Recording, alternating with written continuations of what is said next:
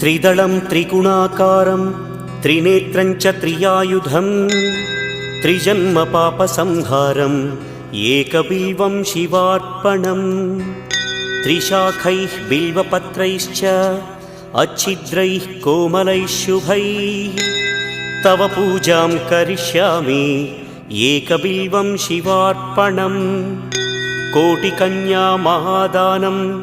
तिलपर्वतकोटयः काञ्चनं शैलदानेन एकबिल्वं शिवार्पणम् काशीक्षेत्रनिवासं च कालभैरवदर्शनं प्रयागे माधवं दृष्ट्वा एकबिल्वं शिवार्पणम् इन्दुवारे व्रतं स्थित्वा निराहारो महेश्वर नक्तं हौष्यामि देवेश